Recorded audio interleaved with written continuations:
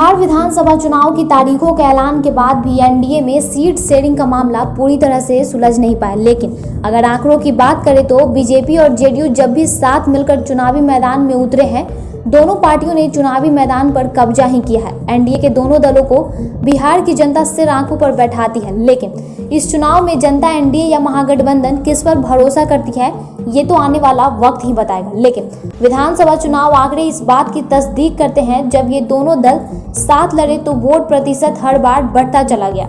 JDU का साथ मिलने से 2005 के फरवरी में हुए बिहार विधानसभा चुनाव से ही भारतीय जनता पार्टी भी वोट प्रतिशत में इजाफा होना शुरू हो गया। वहीं दूसरी तरफ जेडीयू का भी वोट परसेंटेज भी बढ़ा।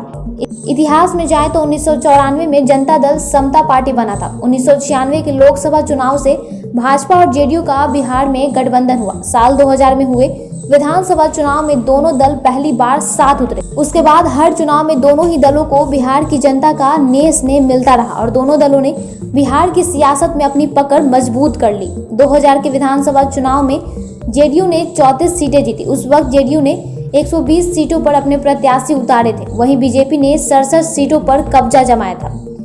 साल 2005 के चुनाव में जेडीयू ने 138 सीटों पर दावेदारी की थी और 57 सीटों पर जीत दर्ज किया था, जबकि बीजेपी ने 37 सीट पर जीत दर्ज की थी। जबकि 2005 में ही अक्टूबर में हुए चुनाव में जेडीयू ने 139 सीटों पर लड़कर 88 सीटों पर कब्जा किया था, वहीं बीजेपी ने 55 सीटों पर कब्जा जमाया था।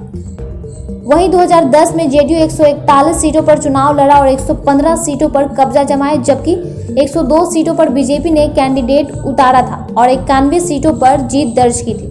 अब देखना है कि इस बार के चुनाव में एनडीए बिहार की जनता का दिल जीत पाती है या नहीं।